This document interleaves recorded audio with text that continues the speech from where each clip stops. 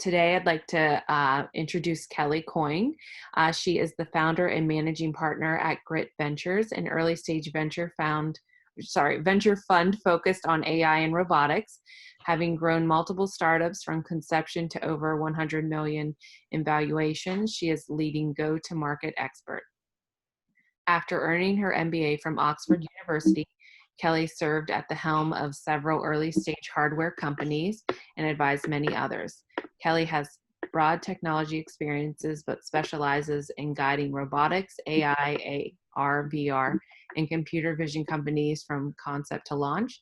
She has tremendous experience managing successful betas, developing use cases, connecting products to the right customer, and leading successful product launches. She has also seen some of the extreme pitfalls of Silicon Valley startups. This unique knowledge helps her guide new companies to success. So Kelly, I'll let you get started. Thank you. Great. And before I get started, so my fund specializes in artificial intelligence and robotics. So software only or hardware solutions. We really like to focus on B2B, and particularly where an application is already identified. But we do very early stage straight out of the labs. And in fact, we just recently closed last week on our first investment out of the Schwartz Innovation Center, which we're very excited about.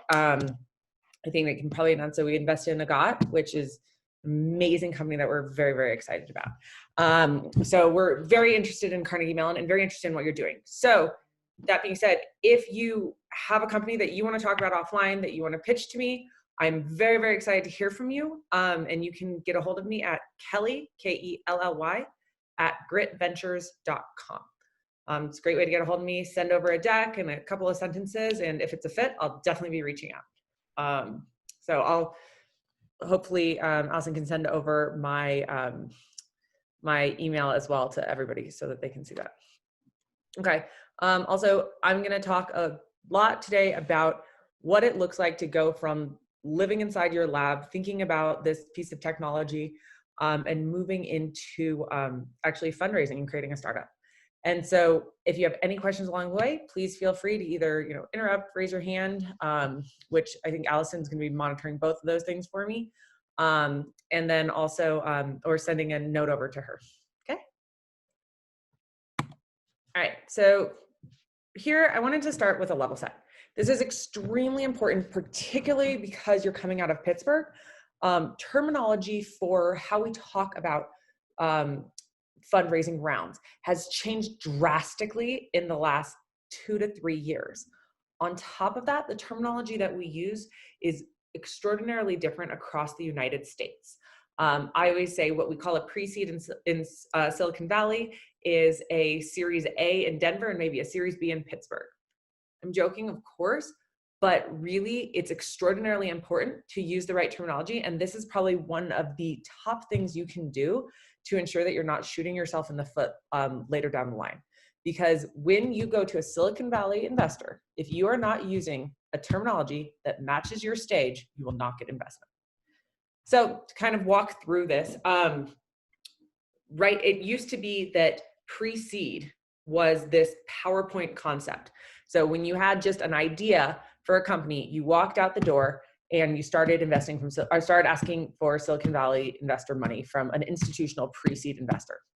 Seed was the money that you used to just kind of explore that PowerPoint, find product market fit. Series A, you raised that and then you went to market. And Series B was a moment of scale. That is no longer the case. So everything has shifted. So, and this is, again, Silicon Valley terminology. It's what I recommend you use very, very, very strongly, because it will put you in the best position for fundraising throughout the lifetime of your company. So when you have just a PowerPoint and a concept, okay, that is when you are, well, actually, let me flip to this side. It's a little easier. We just have a PowerPoint and a concept. That is when you're doing your angel round, okay? So you're gonna take in your angel funding, and it's usually about 250 to 750K. It's generally what we see: angels, incubators, and grants. And this is when you're walking with a PowerPoint and this is when you're walking in with a PowerPoint. So you need some customer customer validation, some sort of plan, but that's really it.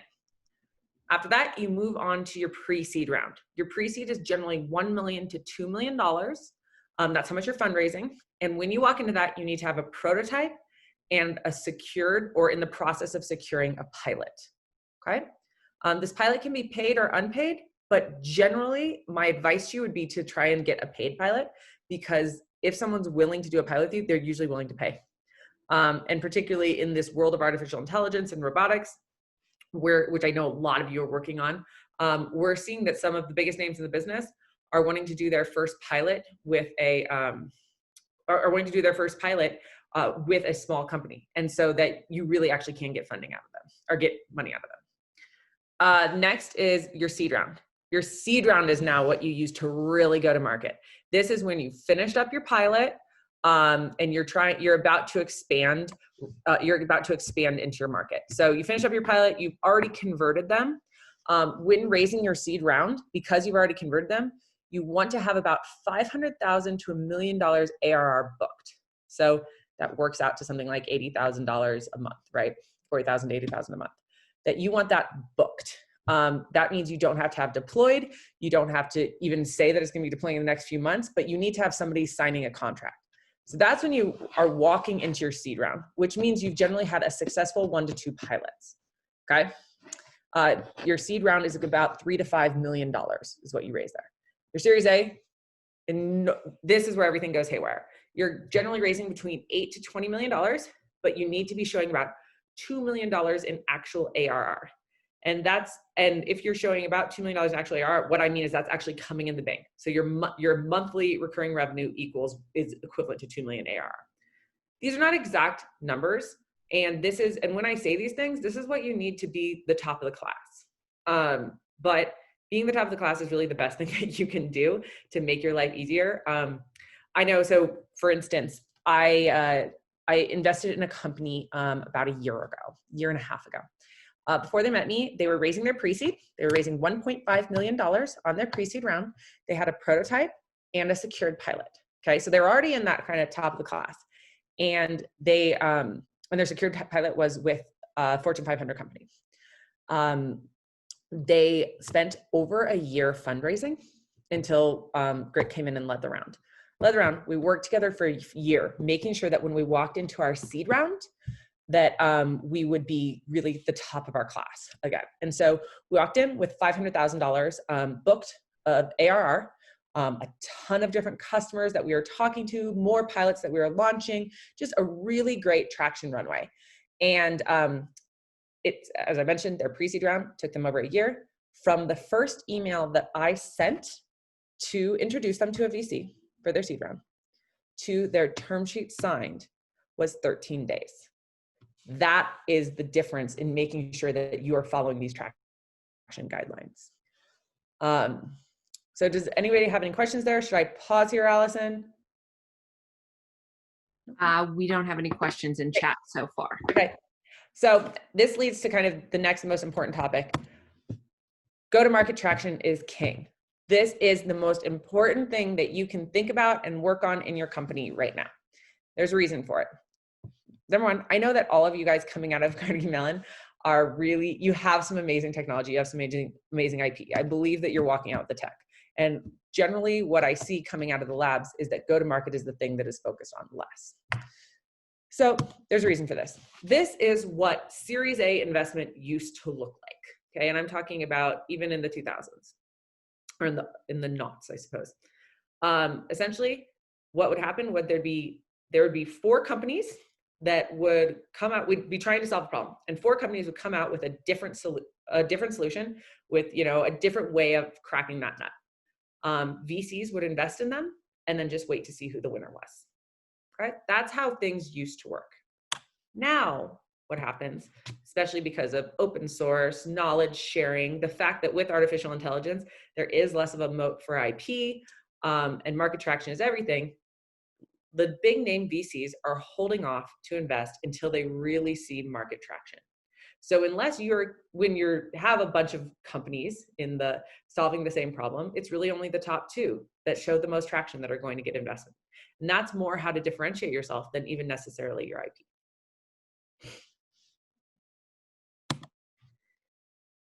here is a way to think about the different pieces that you need to put together. So I threw this on here. This was something that, this is a boot camp that I do with a lot of our companies, walking them through and kind of the different pieces.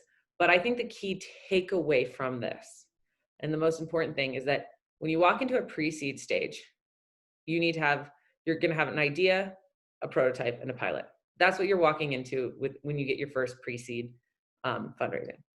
And in between that pre-seed fundraise and the time you go out to your Series A, there's a tremendous amount of work you need to do. And you need to end with product market fit, a go-to-market plan, a launch plan, messaging, partnerships, a channel strategy. By the time you're raising your Series A, you need to be a fully functioning company. You are no longer a baby company by the time you go out for that Series A. So one of the things I want to talk about here is, what are the two big pieces you need to be thinking about before you go out and raise that first pre-seed, okay? So I keep mentioning this over and over. I can't impress it upon you enough. There are two huge pieces. You're working on your prototype and your pilot. That is what you should be working on right now when you're still in the labs and you're still getting paid for your PhD, when you have the time to work on those things before you spin out and before you try and go fundraise. I put up MVP and customer traction. Those are kind of lay people's terms, but the way to think about it is a working prototype and a paid pilot. So thinking about a working prototype, I want to talk about our beta program. I know that all of you have gotten a ton of experience in testing different pieces of technology, in understanding how to do that in the labs. But the way that you think about a beta program from a commercialization standpoint is extraordinarily different. So this is kind of the format that I use when I'm building a beta program. So I think that Allison may have mentioned in the beginning, this isn't just me being a VC. I have run personally in-house beta programs for autonomous flying robots before. This is actually something I've done. It's hands-on. It's not just I read it in a book somewhere and thought it was a good idea to tell you all. So the methodology I use when I do this, and this is very much aligned with how Apple thinks about their methodology. That's who I worked with and who I was trained under. So we think about our EVT, our DVT, and our PVT. These words that I'm using up here are hard, that the EVT, DVT, and PVT. And the reason I kind of hover them above there is because they're really hardware words. Engineering validation testing, design validation testing, and product validation testing. They're words you should know if you're building a hardware product. If you're not, they don't apply to you as much, but they're words that you should know if you are. The way that you look at thinking through your beta testing, and in particular, when you're trying to marry this to the demands and the requirements of your first customer, is you need to outline a number of use cases. When you outline a number of use cases, every single one that you can think of, and they need to be very small. You're breaking them down into their smallest componentry and aligning them with gates. These gates are what allow you to move from phase 1 to phase 2 to phase 3. Up here, I call them EVT, DVT, and PVT. They can also be called just, initial prototype or MVP, and then alpha, and then beta. It's another way of thinking about it if you're working through software. All of those gates align with actual quantifiable goals. So I'm going to walk you through kind of some examples on this. I made this one up, but again, I said I've built beta tests for autonomous robots before. So this is similar to how we looked at it. This is an example of a robot that's meant to shadow a human. And so their use case in this beginning is the robot follows a walking human, okay? We want to make sure before we move on from EVT and build our next prototype, our DVT, or before we move on from just our internal prototype, you want to make sure that the robot, for instance, follows the human with a maximum 30-foot gap, okay? After that, after you've built that and you're saying, now I'm entering alpha phase, maybe your new gate for alpha phase is that you want the robot to follow with a 20-foot gap. And then before you're willing to do beta, before you're willing to send it out into the world, before you're willing to build your final product prototype or really the product you'll be shipping out to customers, you'll have a final gate. And this is your final goal gate that they need to achieve. And this is that the robot follows a human with a maximum 9-foot gap. As you can see, I've kind of outlined these just ideas for this, but what you can see is with each one, you're having multiple gates with a quantifiable metric based that is getting you to the end result of a use case goal. That makes sense? Kelly, I actually have a question, if you don't mind. Great. Yeah, so this is a really interesting format. So I guess one of the questions that I have is, when you're determining your use cases, I always imagined that you would start with some minimally valuable use case, right? So you start with a simple one. So in your example here, following a walking human and assuming that has some value for the customer in and of itself. I'm kind of surprised that you try to do many things in parallel, I guess, as opposed to trying to focus on one thing and then get that to be working and out to the customer and then focus on the next thing. Excellent point. And I'm so glad that you brought this up. No, this is exactly what you have to do. Okay. Your customer is not willing to deal with your product in the level where they say, okay, it halfway works, right? They're like, oh, okay, now it follows people. Come back to us when it can do this. Come back. No, again, particularly if you're in B2B, you are going to be your pilot. You're going to go from a lab in Carnegie Mellon to your first pilot with Google or with Amazon, and they're going to expect very big things. And what you're walking in is you're saying this prototype is 75% of where we want it to be on every single one of these different use cases. If you do not parallel process your use cases, the timeline that you have puts you completely out of how these people are thinking about a pilot program. So for instance, when one of my pilots, I do, and I'll talk about this a little bit, but I do very metrics-based pilots. We were dealing with a pilot with one of the FAMJA companies, big, obnoxious companies that you spend 3 years in pilots with.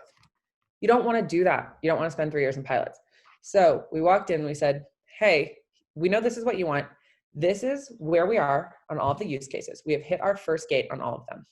We are going to work with you to hit the second gate over the course of the next 3 months. Then after we hit the second gate, and because we've hit the second gate on every single use case, we will be ready to launch onto your property, and your property will be that kind of last refinement gate, right? Because now it's live and in the wild.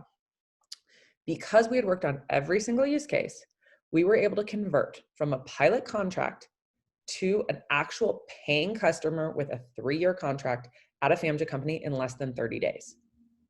That is how you nail these people. Otherwise, they get bored with you. They find somebody else who can do your product faster. You can't be doing one at a time, unfortunately. Got you. And how do you determine the minimal set of use cases then, right? It's always based on customer validation.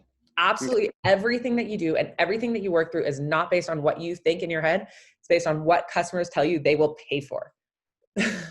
Gotcha. So they tell you, I will pay for just this one use case. You take that use case and you break it up into its componentry, and you just make sure you can hit that. So for instance, these use case components that I outlined here are really all a single use case. This robot is meant to shadow a human. That's really the highest level use case.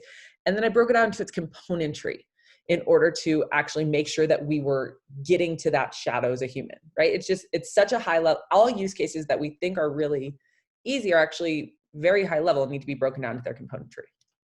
But if you, in terms of what you were talking about, a single use case, right? And a single launching use case, all of these roll up into one. Yeah. It's just their componentry. But to the question you were asking before, very often we launch into the market with a single feature that we know people will pay us for on just that feature alone. Got you. Makes a ton of sense. Thank you. No, thank you. So I think that leads really nicely into our pilot program and how we think about that. So the first piece we work on is our prototype, really aligning that, thinking about how we can create a product that works very seamlessly with the use cases that have been presented to us by our customers and what they will pay for. So thinking about pilot program, this is the most important thing that you can do. And in fact, these probably should have been flipped in here because this is the thing you need to do really even before you start that beta testing. So everybody always asks me this, how do you even get a pilot? How do you even find it? So the first thing that you need to do is you need to say, I have this idea. I have this idea. Who would my ideal customer be? And I need to talk to them. So you start by finding contacts. Again, if you are currently in-house at Carnegie Mellon, being associated with a university gives you leverage that you don't have after you leave. Having that CMU email is very helpful. So definitely, take advantage of that while you guys are in school. So you start off by finding contacts. You list out 10 different people that you think would be, across 5 companies or whatever, that you think would really be do an amazing job at figuring out customer validation, understanding if this idea you have is really a thing, or if you're completely off base. After you find those people, you choose one at each company that you're interested in, and you email them. Number one, you can write to them on LinkedIn, or you can find their email address. Finding their email address, there's several ways to do it. Number one, you can just guess. A lot of times it's first name dot last name at their company, or if it's a smaller company, it's first name at their company. A lot of times if you find even one email address for that company, every single person uses the same format. The easiest way to do it is just to use rocketreach.co. That's what I use. There's a lot of different email lookup services, but that's one I happen to like. It's about, I think, $50 a month, but your first 50 lookups are free or something like that. So you can get these email addresses. You write to these people, and you're not writing trying to sell your product. You're writing saying, hey, I'm Kelly, and I'm creating a new company called Grit. I think that it could be very interesting. My new company called Grit, is tackling this application. I'm really trying to understand if this is something that would be interesting for your company, or this is something that would be interesting for your industry. Your industry. I'm looking for absolute experts in the field. This is critical. Oh, everyone is vain. Everyone wants to consider themselves the best at what they do. So saying, I'm looking for an expert in this field to help me understand if this use case is really valid and to help guide and advise my company. Start there, because what you're looking for is you're looking for a champion. You're looking for somebody that will take that will help you really understand customer validation and champion your product through the company. But you're not starting there. You're just telling them you want advice. You want advice from an expert. That's all you're asking. And then hoping that this can grow into something where they're a champion for you, which is why you need to select the person very carefully in that company. After that, once you have identified a champion, identified people that are really interested in this, you begin negotiating your pilot. One of the key things I talked about before is that your pilot should be entirely based on metrics. It shouldn't be based on, hey, when we decide we like you, we'll let you know. Shouldn't be based on an amount of time, and then afterwards they just let you know. It should be based on a metric, and when you hit that metric, you automatically become a customer. This is hard to do, but I really think that this is what you need to try for. It's what we have seen be the most successful in all of our startups. When I say automatically becoming a customer, that's what I mean below when I say securing automatic rollover contract. When we hit this metric, now, once you've identified those metrics, outlined them in your contract, have this automatic rollover, those metrics are the use cases that then you're breaking down into their componentry for your beta. Does that make sense, Kasan? Okay. And then lastly, achieving revenue. So when you secure the automatic rollover contract, but who is providing those metrics? Are you just hoping that your customer will be tracking it and be honest? No, you need to create in-house a system for tracking the metrics within the contract that you are showing them on a weekly or a monthly basis or whatever your contract cadence is. That these are the metrics, this is how close you're coming to hitting them. You need to be setting that up on your side and being the one tracking. Any questions on any of that? Okay. So those are the two big things to think about. And when you're kind of in the phase of, hey, we started talking to some customers, we have a prototype, we started talking to some, we're in that, we're about to enter alpha phase. Let's say we have some customers. We have some customers that are very close to signing a contract. We think we're ready to go out and raise that $1 million to $2 million fundraise. The question becomes, what does that look like? And so the first thing that you need to do is you need to create a list of people that you are trying to tackle. So different VCs that you're trying to connect to. And those should be VCs that invest in the area you invest in. So for instance, I have a company that on the front page, I say I invest in B2B, B2B artificial intelligence and robotics. So when somebody sends me a B2C dating app, I'm like, this is not anywhere near what I would look at, you know, and it's hard for me to even keep up with responding to those. Whereas when somebody sends me over something that is in my wheelhouse, I will at least respond, if not, you know, take a meeting. So you can reach out to people, but the best way to do it is a warm intro. If you can find somebody on LinkedIn who can connect you, that's the absolute best way to do it. I will say companies like myself, I will take anything. You send me a cold inbound, I'm excited. I'm going to look at it and I'm going to see if it's interesting. Not all companies are that way. A lot of people, particularly when you're thinking about Sequoias or Kleiner Perkins, they're not going to really look at your email unless it's coming over from a warm intro. But particularly in pre-seed and smaller firms, we're much more likely to be perfectly fine with a cold intro. But put in the effort. Try it. Try to get somebody to introduce you. So what happens is so when you first come in to my inbox, I take a look at you and I screen for thesis. I'm like, are you anywhere in what I'm looking at? Again, this is giving an example. I expand far past just these things, but an example of, you know, are you fitting into my thesis? So for instance, if you came over and you were a robot, and a B2B robot, I really only like to invest in RaaS. I like to invest in recurring revenue and as a service. So I'm kind of screening for that, and you're just reading through your initial thing. Next, take an initial meeting. This is when you're just going to walk through your pitch deck with me. And I'm just going to talk about it, ask you questions, try and understand, see if I was interpreting things correctly in my initial screen. After that, we do the tier 1 diligence meeting. So a lot of this is around, I want to see a demo of your software or hardware. I'm going to talk about your target market. I'm going to talk about your team. And then a lot of times my team will go back behind the scenes and we'll put together some scorecards. Just try and see where we all stand and if we all should keep spending time on this or not. Are we all close enough that we should spend time, or is somebody such a thumbs down that we're probably not going to get there? After that, we move on to a tier 2 diligence meeting. This is when we're going to like really get into your go-to-market, your business model, your milestones, really understand where are you going to be from the time I invest in pre-seed to the time you go out to raise a seed? And is it going to be somewhere that I think is interesting? From there, I'll start doing industry calls. And the best industry calls that I really want are from your customers. So if you're offering those up already, that's going to be far more interesting than me just doing industry calls, but I'll probably still do them anyway. Then tier 3, usually a technical deep dive, really understanding your roadmap. This is when we say, okay, you told me that this product is going to be ready in 3 months. Let's go through every single feature and let me understand just, you know, I'm taking a swag at this. I've been in-house. I've built these things before. And when you say that, hey, you haven't solved waterproofing and you're going to figure that out in the next 14 days, that's not real. I know that that's not going to happen.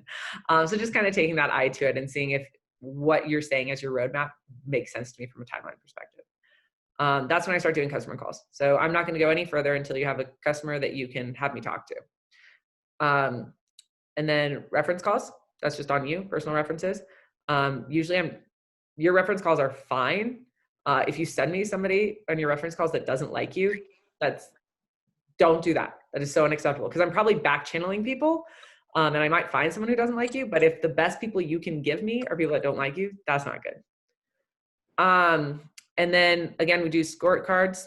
Very often, at this point, we'll do a beta sit-in. So I'll see what your weekly beta meeting looks like. Just listen in, just be quiet and see how you guys operate. I'm not needing you to be perfect there. I'm just trying to understand how you operate.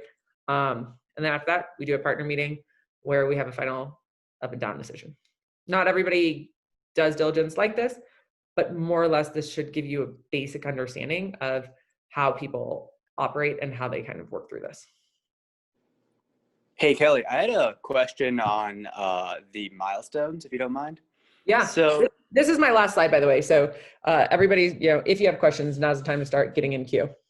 Go on. so for the milestones, there's obviously a tension between all the companies that are trying to get funding, trying to one up each other by saying, oh, I can do this by then, and this by then, and this by then.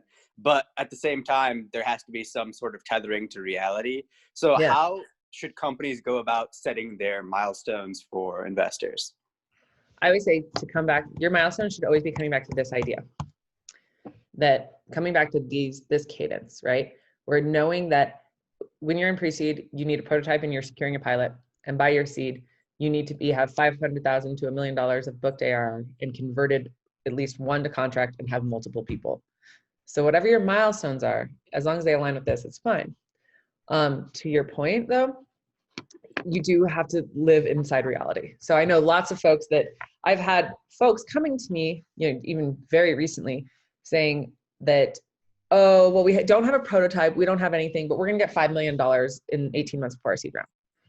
No, you aren't. That's definitely not going to happen. You don't have a prototype. The problem though is not that your milestones aren't aligned. The problem is that you're calling yourself the wrong thing.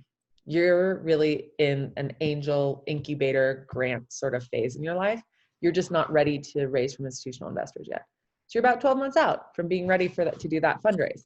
So when you're seeing that your milestones aren't aligning and that you're not really kind of the top in your class, as I say, the issue is less that, oh gosh, how do I fudge these numbers? And much more so, everybody's fudging a little bit, of course. And most good VCs can smell that, I think. Again, I'm coming from an operator VC perspective, so it's very different. But really it's aligning yourself in the right bucket. What bucket am I in? And being honest with yourself about that and not trying to outpace your bucket. Gotcha. Makes a lot of sense.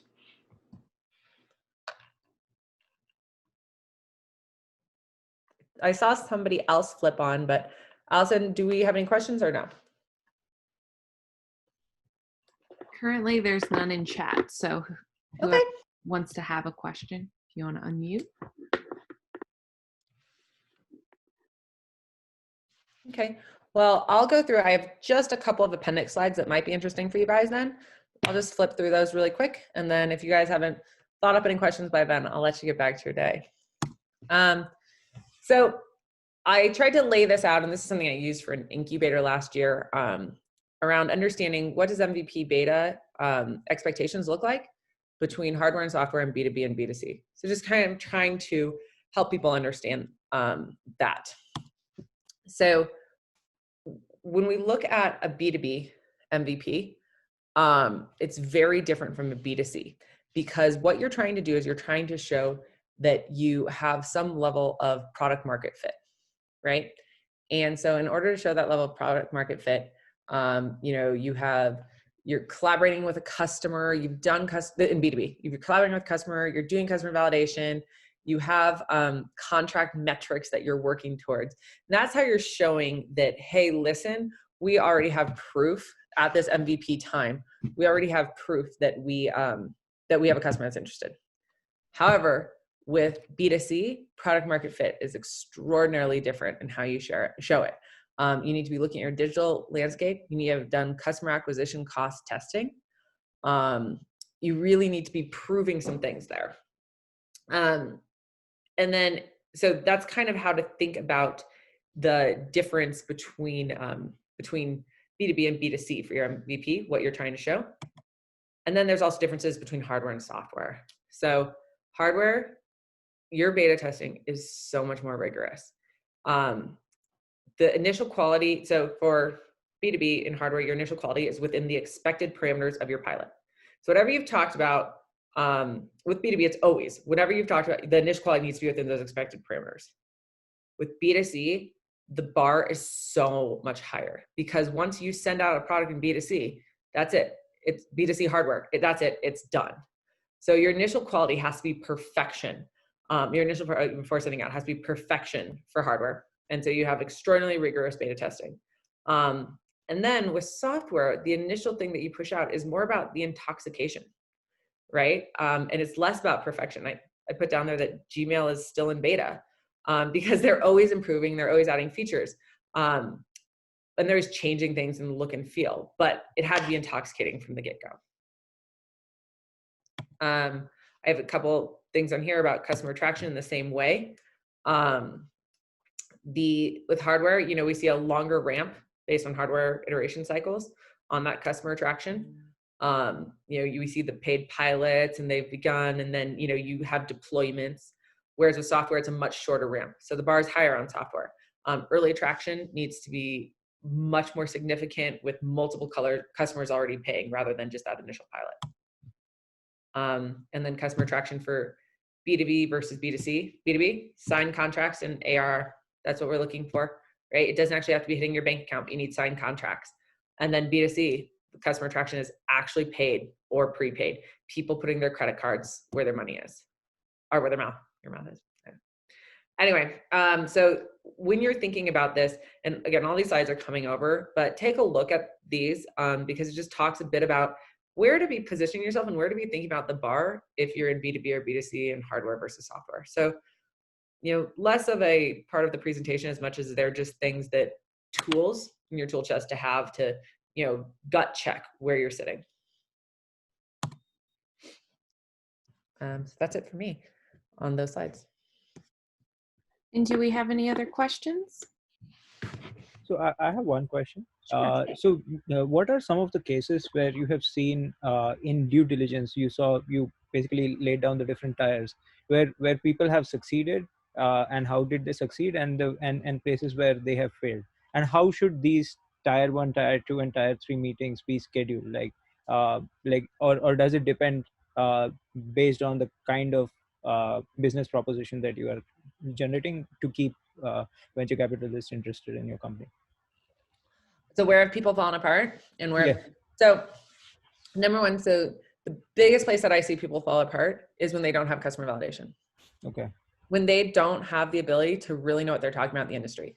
A reason to think about it is that, so for instance, I look at a lot of construction technology, a ton of it. And I really, really like it. And so I had, for instance, when layout, that's when people draw lines on the ground at a construction site, came out. And it was a really, really hot topic for robotics and construction. But for me, I was much less interested because I had done a ton of research on understanding how subcontractors work, how subcontractors are paid, and the realization that layout was bundled into each of those subcontracting. So for me, I couldn't get past the business model of saying, well, you would have to unbundle that from all these different subcontractors. I tell this story as a point of saying a lot of VCs are dumb, honestly. And a lot of them don't know what they're talking about, and a lot of them don't know research. But sometimes you get in the room with somebody who's really done a lot of research into this area and has very strong opinions on it. I know I have an outdoor cleaning robot, and my outdoor cleaning robot has very strong reasons why they're not an indoor cleaning robot. So whenever an indoor cleaning robot comes across my table, I have a list of 10 questions that I know how to ask and say, well, have you dealt with elevators? You know, and things like that. So a lot of times it comes down to that customer validation piece, that you haven't done enough work proving that people are ready to pay for this and your version of this. As far as those different meetings I sent you, they are by no means set in stone.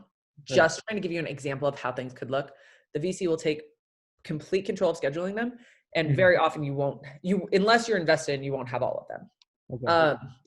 But for instance, like I said, you know, my company that just had from first intro to term sheet in 13 days, they didn't go through all those phases at all. They had a couple of calls and people were like, sold, I'm in, you're great. Right. Yeah, sure. And then also, by the way, that's kind of the process you're going through with a lead investor. A non-lead investor, you're probably going to see a non-lead investor, you're probably going to see a lot less due diligence. So once your lead investor comes in, sets a price, puts forth a term sheet, a lot of people just say, oh, cool, they're in, great, here's some money. Hi, Kelly, I have a question. Great. I have a question about market size because it wasn't discussed, and in many cases, I think, like, for example, for the case of AI and robotics and fields like this, the market size is huge. But like for other cases, like for example, biomedical devices or something like this, I think I wanted to ask, like, how important is the in the pitch deck, how important is market size for investors as compared to other metrics like customer validation and other stuff? I'm so glad you asked this. I would say the number of times that I hear a VC pass because market size isn't big enough, it is one of the number one reasons I hear people passing. Market size isn't big enough. I didn't discuss it in here for a reason. And that reason is because I am an operator and I've made a bunch of pitch decks. And I think that most of the market sizes I see in pitch decks are completely made up. I know, because I used to make them up. So I know they're lies. But I'm extremely unique in that. And I would say that it is not having a large enough market size is probably the top reason that an investor doesn't invest. There's a reason for that. Okay. So this is a little bit to think about. The way that I always say that you should always think about VC investors. Everybody has a boss, right? Like, we have bosses too, and those are our investors that give us money to invest on their behalf, our LPs. So when you do portfolio math, okay, so when you look through a portfolio, and I say I have 20 companies, it doesn't matter if every single company I get a 2x investment, a 2x return, okay? If I get 2x return, every company I invest in, I will be out of the VC business, okay? All of VC portfolios are made by one thing, and that is home runs. That is 25x investments. Every portfolio is made or broken on that. What that means is that every single investment I make has to have a 25x return possibility. Again, I'm talking about pre-seed and early stage here, but everyone has to have a 25x. So if you can't prove to me that my investment is has the possibility of getting a 25x return, I cannot take the risk of putting you in my portfolio because my bosses will not be pleased. Does that make sense? Yeah, definitely. Yeah, thanks. So I think that thinking about market size, it's almost like, I think thinking about market size is good and you should have that big swag number, but really it's more laying out saying, here's what I'm thinking, I invest in, I'm creating a product for doctors' offices. And there are 50,000 doctors' offices in the world, or in the United States. I believe that this product would be good for 25,000 of them. And I believe that of those 25,000, I could get 5,000 in the next year. And of those 5,000, they're each going to pay me 10,000 a month, right? Those numbers, working backwards, and those numbers are what are far more interesting than just a big, giant TAM. Yep. Does that help? Yeah, definitely. Thank you so much.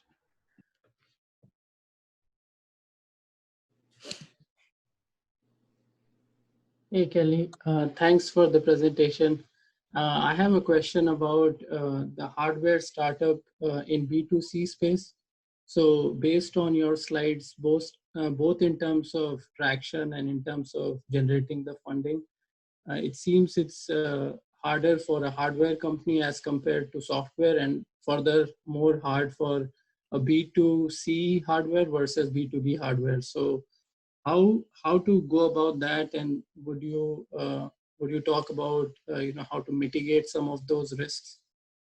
And we're talking about B2C hardware specifically? Okay. So one reason it's going to look harder, okay, in the slides I presented, because I don't invest in B2C.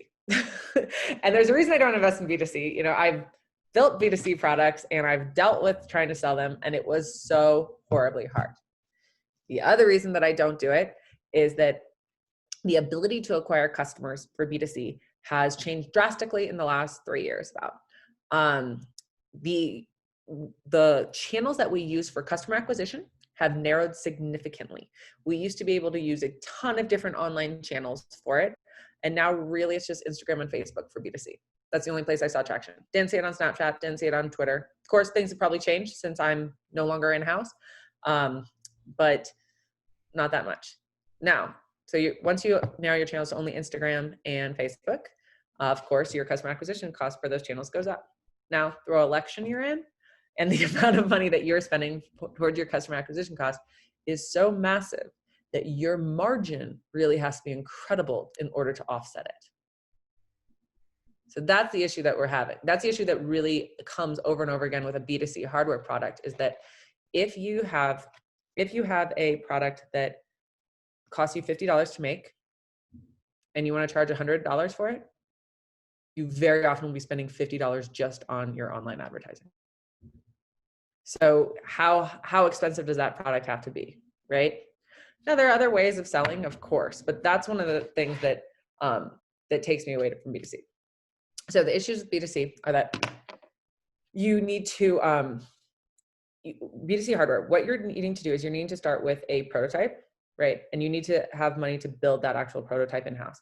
Because it needs to be beautiful, you can't use off-the-shelf componentry like you can for a B2B product, right? So you're needing to start to develop those materials. Saving money on your cost of materials in order to give yourself more margin on the back end is one of the absolute best things you can do. Everything you should be thinking about is, where's your margin on the back end? So you need to save money on materials. You need to factor in shipping. You need to factor in returns. You need to factor in defects. All of these things have to be factored into your price. That is one of the biggest mistakes that people make, and why B2C fails, is that when they start creating the product, they are not factoring into their margin all of those different pieces, and then suddenly they have no margin. So realistically, you need to have it working, you need to have it ship out, but start with customer acquisition. Start doing initial testing to understand that. To go and get an angel round where you take in 250K and you use it to do some initial testing, getting some customers to sign up and maybe even prepay for your product, so that you can prove that people are willing to buy it. Do that. Start proving that customers are willing to buy it, and how much did it cost you to acquire each of those customers that were willing to put down their credit card. Get those metrics and understand if those exist before you even go down this road, before you spend 3 years of your life trying to do this and suddenly realizing, oh my God, we don't have the margin necessary for this to even be a viable product. So to follow up with that, I think a few of the ways would be Kickstarter or Indiegogo as well, right? In order to get that, let's say, signups or initial traction. But on the other hand, like based on what I've read and heard, is that for a consumer product, you would want to have like a launch. You want to have a launch so that it generates excitement, and then people sign up or buy, not just sign up. So how do you make that difference? Like, you want to see signups or traction so that you can validate as much as possible, but at the same time not have that issue with most of the Indiegogo startups that like there is excitement and then it wanes off, and then no one really cares, or someone else has built the same product. Absolutely. So for starters, again, like before you even go down the Kickstarter road, just start doing a little initial testing. I'm talking spend $250, right? Just to see, like, before, nothing is more valuable than your time. So, spending $250 just to see, like, hey, what happens? Do people even click on this? Does anybody even interested, right? Getting that initial piece is really huge. And that's all before you launch. You're just starting to assess if customers are interested.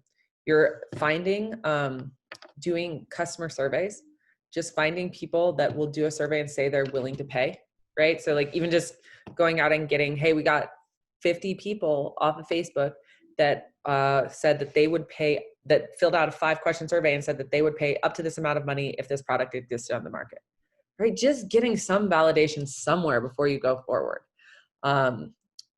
And really trying to hone in that market and speak to that market and do a ton of surveys with people, whether, you have to get them from Facebook or that you're just able to find people on campus or through your network, but getting some customer validation up front.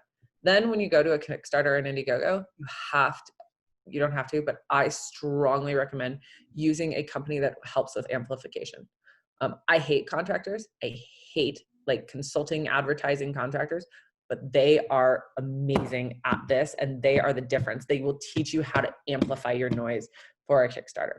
There's also a really great, I should try to get this article, but there's a really great article online about somebody who had done multiple Kickstarters, there's a lot of people who will write about their experience and what they did right and what they did wrong, and going and understanding that.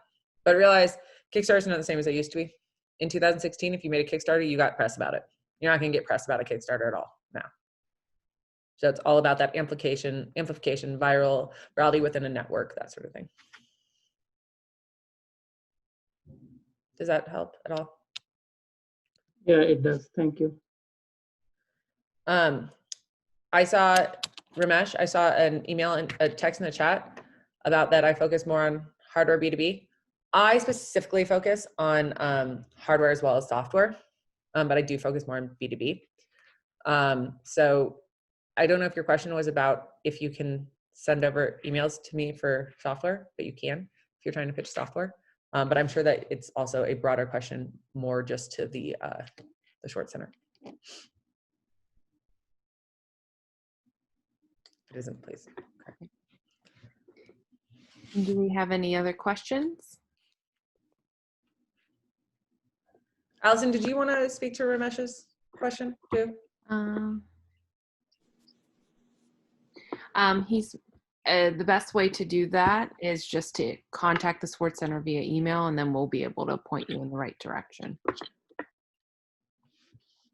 Yeah. So Kelly, I always have questions as long as you're willing to keep answering.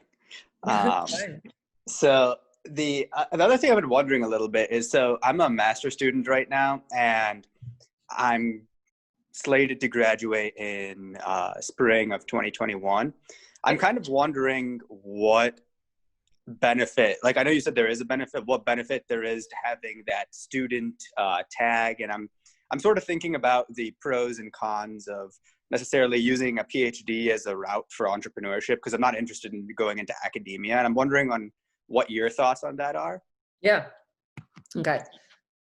The value right now is that saying is every email you get to start saying, "Hi, I'm a master's student at Carnegie Mellon University." That is the value. That first sentence, because people will just respond. Your response rate will be 90% instead of 20%. That is the value. Okay. Do not get a PhD just for the sake of entrepreneurship. It is such a tremendous waste of your time and your life if you're not actually interested in it. Because that level of testing and what you're doing there isn't necessarily valuable in what you're trying to create. The other thing that happens when you do a PhD program. So, and Allison, forgive me if I screw this up. I'm familiar enough with Carnegie Mellon's tech transfer protocols, but if I'm incorrect, do let me know. But my understanding is that, and this is across most of the IBs, is that tech transfer protocols are such that if you are paying the school, meaning you're an undergrad or a master's student, anything you develop is yours to keep from a tech transfer perspective. As soon as you cross over and the school is paying you a PhD, it's theirs. So suddenly you now have this enormous licensing problem, which is fine if you want to do your research and you're like, I need time to develop this research for a couple of years before I'm ready to spin out. And if that's what you're trying to do, if you need a couple of years to develop research in-house before you want to spin into a company, then a PhD is worth it for that perspective. Otherwise, I don't think that it is. Got you. That's really interesting. Something I've been toying with a little bit. Okay. So but it's about, do you need a couple years to work on your tech? Because nobody's going to pay you. Angels and VCs are not going to pay you to work on your tech for a couple years, but your university will. So it really is just how much time do you need to work on something before you're ready to create a company off of it. Got you. That's very interesting. Allison, did I just speak about the tech transfer program at Carnegie? That would be best handled by Reed McManigal. I get a little confused with that. I would say 90% accurate, but yes, I would always ask Reed instead. Because I'm sure he's the one who originally told me this concept anyway. Got you. And sort of follow up off of that is, if let's say in a year or so, or 2 years, let's say I go and start a company, would having a PhD, how much do you look at the credentials of the founders, let's say, and would a PhD necessarily give you that much more credential than having a master's degree and working at a big company or something? Ankit asked just the same thing right now. That's funny. Oh. Yes and no. Okay. So two different things. So you said, so a PhD we place a ton of emphasis on PhDs. We're very impressed by them. I know that it's a stat that my partner sent out to our investors the other day about how many of our founders were PhDs. We are very, very impressed by PhDs across the venture community. However,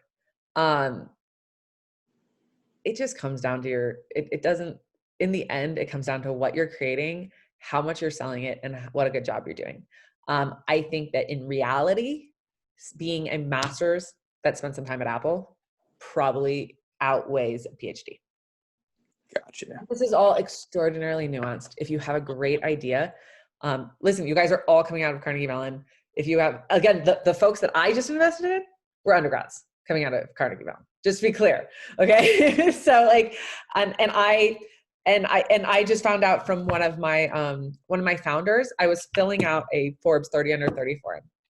And he went to Penn, University of Pennsylvania. Anyway, filling it out for him, and it said, "Did you graduate?" And he told me to check no. I said, "You didn't graduate? You don't have a degree? You don't have an undergraduate degrey?" Because no, I left and started the company. It's something I never knew, right? And I've been invested in these people for a long time. I love them. I'm very close to them. I'm their board member. So my point being, yes, we like PhDs. We love people out of Apple or Google or Facebook. It will get you signal and get you attention. Won't necessarily get you funded as much as a good company will. Gotcha. Awesome. You answered my burning question. Thank you so much. Good. Good. I'm glad I was helpful on that. All right. Allison, do you have anything else? Yeah, so I just wanted to follow up on what we discussed right now. So talking about signaling, how about work experience in international companies, let's say maybe Chinese tech companies and so forth? Does it help your company? Right? So if you are saying that your product is going to be sold to China, then working on Chinese international company helps. If you are saying that if you're saying that I worked at an international company in China and really I spent a year in Shenzhen and understood how to really build a low-cost product, and this is what's going to help me make a better margin for my customer, that a better margin and a more reliable product for my customer because I truly understand hardware manufacturing from my time in China, absolutely. But it's always, how does it track back? Does that make sense? Yes. Do we have any other questions? Okay, well, before I let you guys go, I just want to say one more time, please send me over your startups. Kelly@gritventures.com. It is in the chat right now, but KELLY@gritventures.com. I want to hear from you. I'm very excited. I love Carnegie Mellon. I love what's going on. I spend more time in Pittsburgh than probably any other venture capitalist from Silicon Valley. So I'm really excited to hear from you guys.